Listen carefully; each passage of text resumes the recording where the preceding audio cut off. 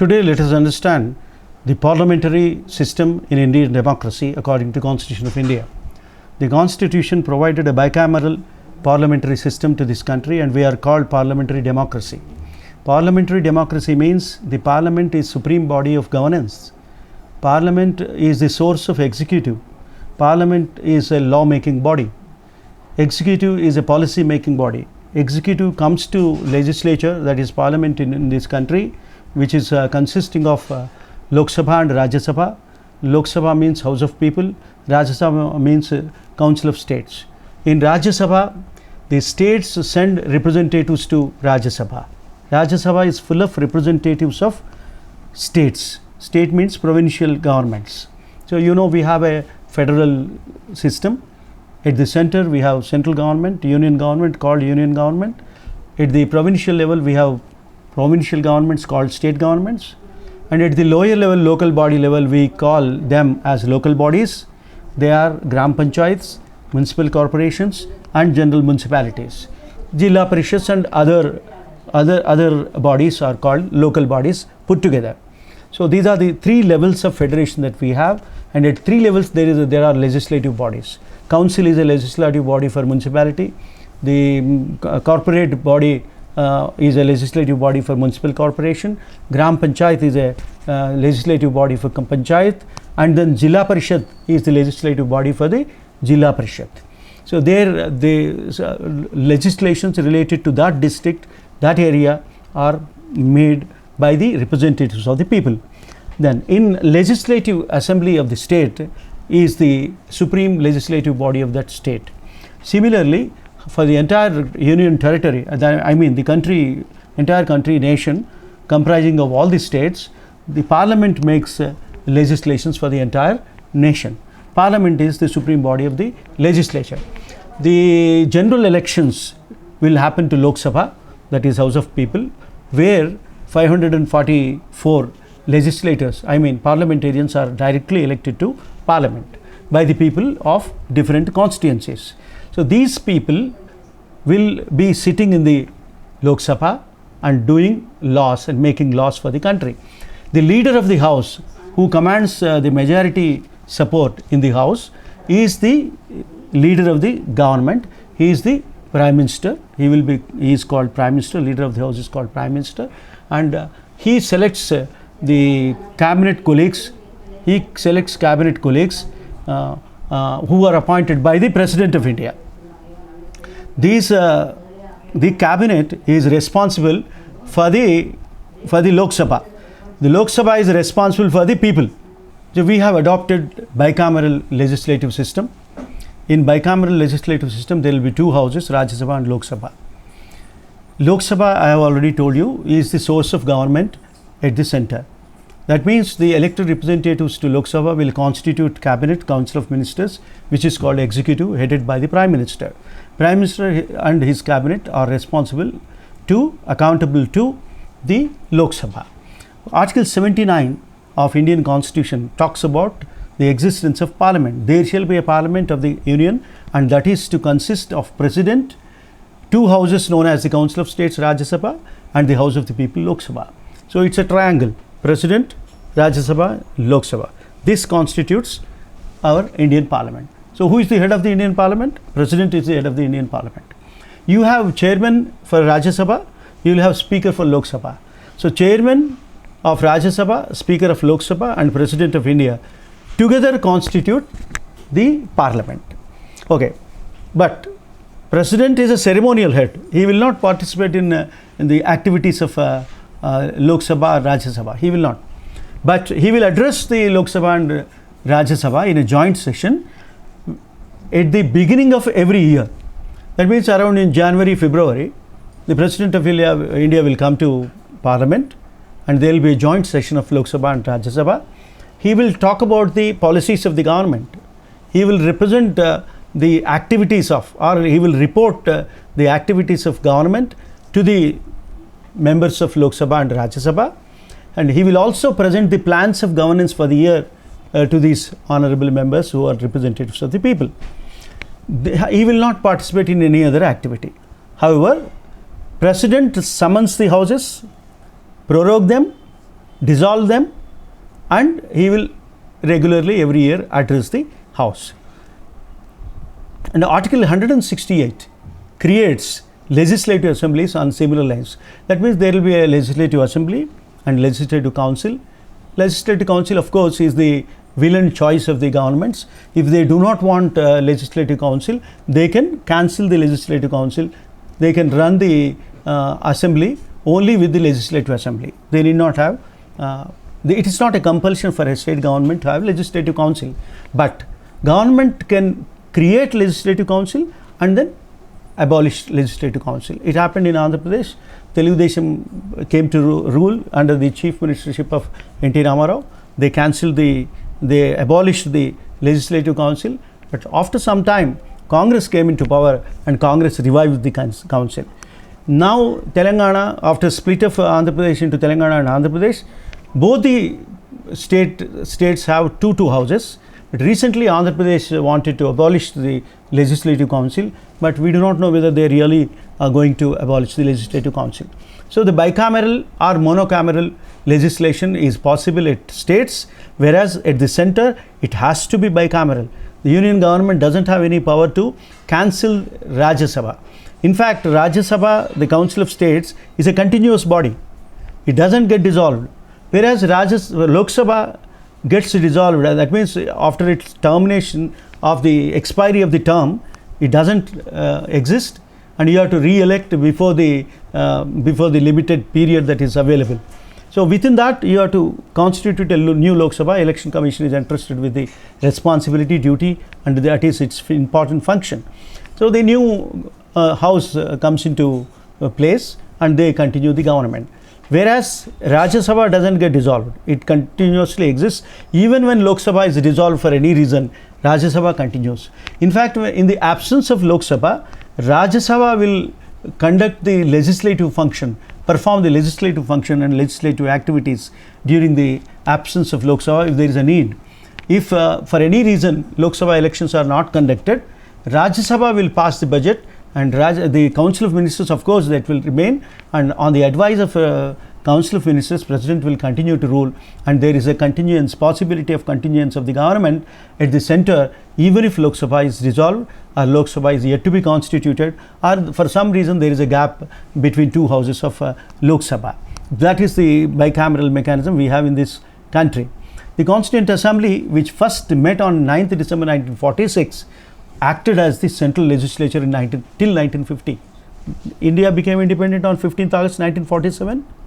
At the time there is a Constituent Assembly, there is no parliament, and we did not even think of having a parliament because constitution is yet to be written.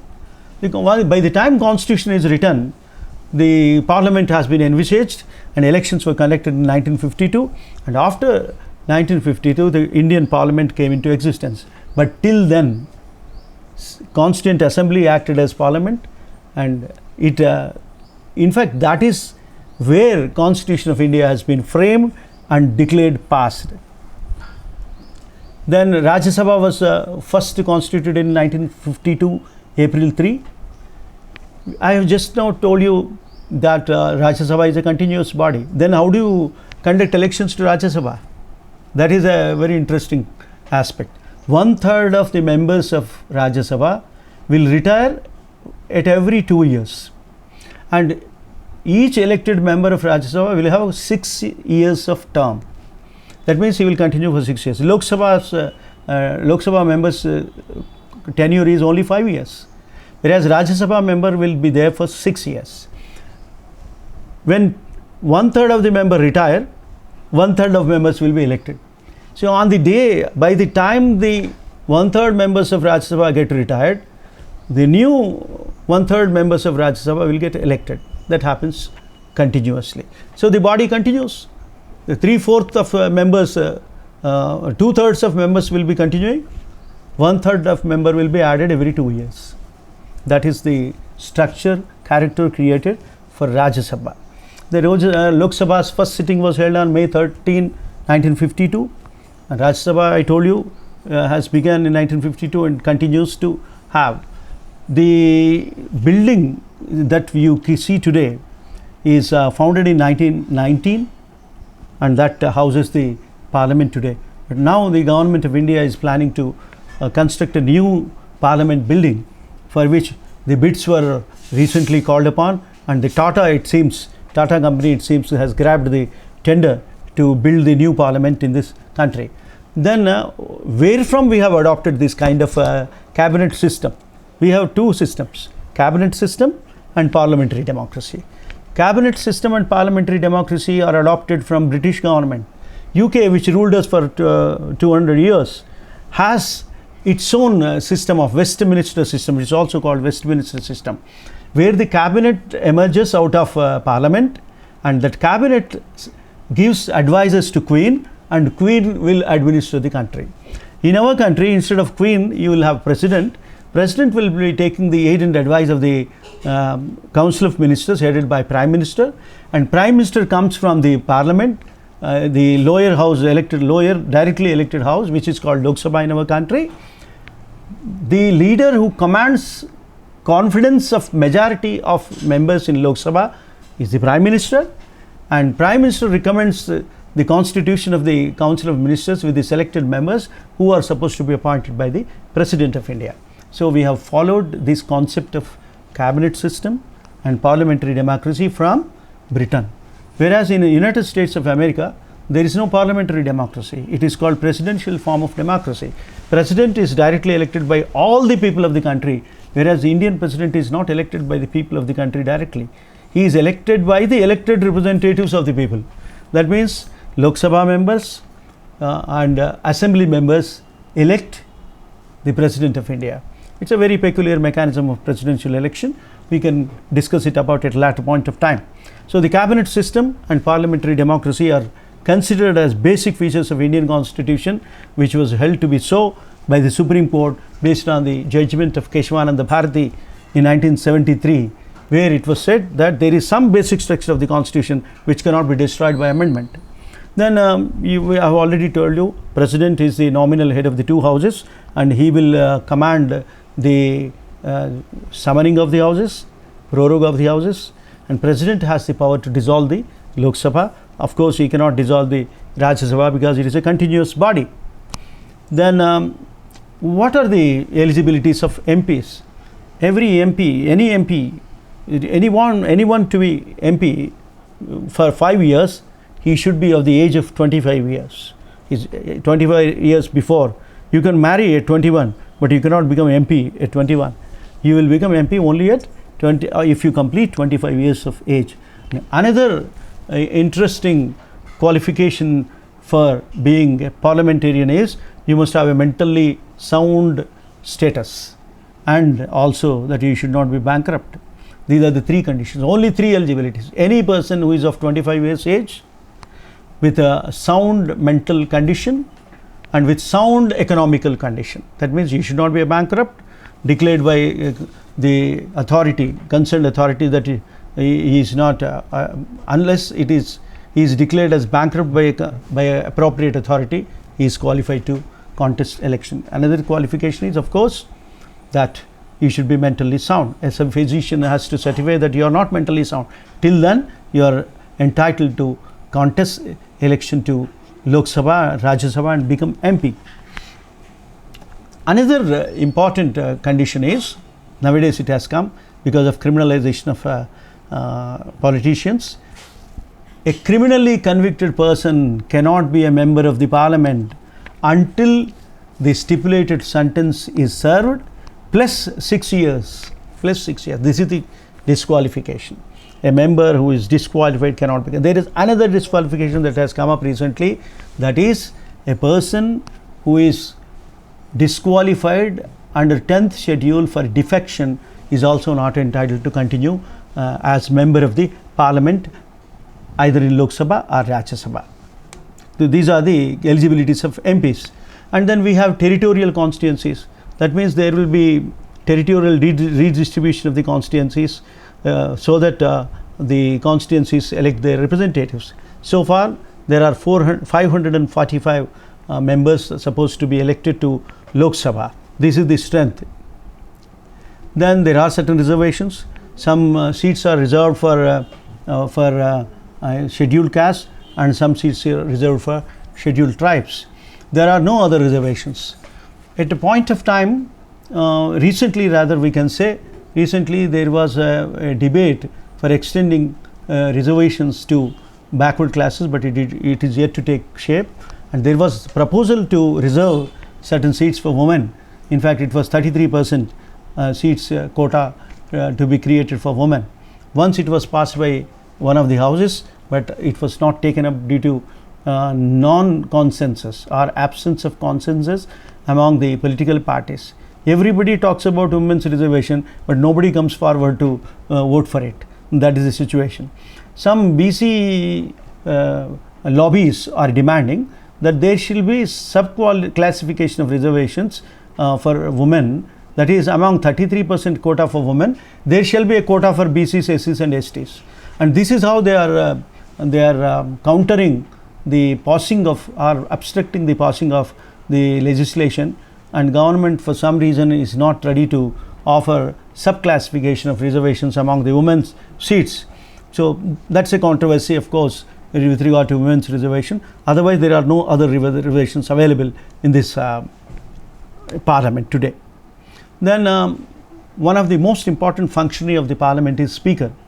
Speaker is to be elected by the elected representatives of Lok Sabha, of course a majority leader proposed by ruling party will be generally elected as speaker, and speaker is very interesting person. How is that? Why is that we are calling the chairperson of Lok Sabha as speaker, whereas chairperson of Rajya Sabha is called chairperson? What is the difference? Why should we say speaker? In fact, speaker doesn't speak much. All others will be speaking in the Lok Sabha. The reason for coming up with this kind of new name is speaker is the designation we adopted from UK, British parliamentary system. There, you know, if you look at the history of emergence of parliament in UK, it was gaining powers against the monarchy gradually from 1215 to the recent times. There used to be several landmark revolutions, changes, where kings were surrendering some of their powers to parliament, and parliament was demanding some of the powers from crown, and ultimately the crown became a nominal head, just a monarchy, ceremonial monarchy, doesn't have any say in the running of the government. Of course, the farmanas and orders and writs will be issued in the name of queen and king, but real decision making power lies with parliament. British parliament and the cabinet emerging out of British parliament are the real rulers of the parliamentary democracy, but not the crown. So in that process, what happened, there is a ceremonial post created where the speaker has to go to crown and explain what is happening in the parliament. The speaker's role is to speak on behalf of the Lok Sabha, on behalf of parliament to the crown. So from there the nomenclature of speaker has emerged, but we are continuing the same nomenclature in Lok Sabha also, though there is no such function. In fact, Prime Minister reports to President about the policy decisions and new legislations made in Lok Sabha and Rajya Sabha, not the speaker. But speaker continues to be the name who has certain controls and powers to run smoothly the proceedings of the Lok Sabha. Similarly, we have the chairman to perform the functions of a speaker in Rajya Sabha. So this is basically a structure of Indian Parliament with two houses, president as the ceremonial head.